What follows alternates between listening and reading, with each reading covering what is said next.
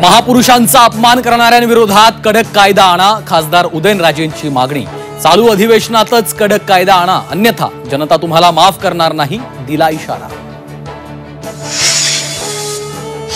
शिवरायांच्या महाराष्ट्रात औरंगजेबाची कबर ठेवण्याची गरज काय? जेसीबी लावून औरंगजेबाची कबर उखडून टाकण्याची उदयनराजेंची मागणी। औरंगजेबाच्या कबरीवर लाखोंची उधळपट्टी तर शिवरायांच्या मंदिरावर वर्षाला फक्त 3000चा खर्च। औरंगजेबाच्या कबरीवर लाखो रुपयांच्या खर्चाची गरज काय? हिंदुत्ववादी संघटनांचा सरकारला सवाल।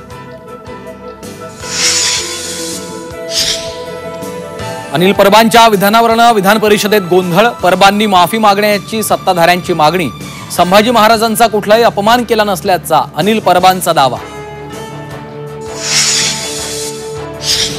उद्धव ठाकरे विधिमंडळ सभागृहातील टुरिस्ट, एकनाथ शिंदेंचे उद्धव ठाकरेंवर आरोप। ठाकरेंच्या तुलनेत 1 तरी काम करून दाखवा, ठाकरेंच्या पक्षाचं शिंदेंना आव्हान। एकनाथ शिंदेंना आणखी एक धक्का, शिंदेंचे निकटवर्तीय अजय आशर यांना मित्रा संस्थेतून बाहेरचा रस्ता।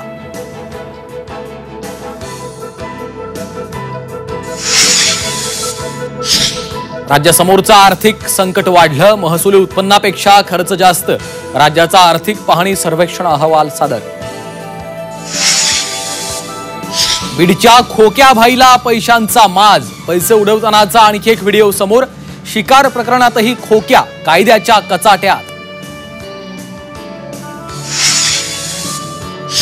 राज्यभरात उन्हाचा चटका वाढला, मुंबईसह ठाणे, पालघर, रायगडला रविवारी आणि सोमवारी उष्णतेच्या लाटेचा इशारा।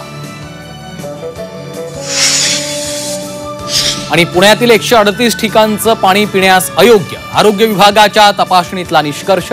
पुरवठा विभागाला शुद्ध पाणी पुरवण्याच्या सूचना।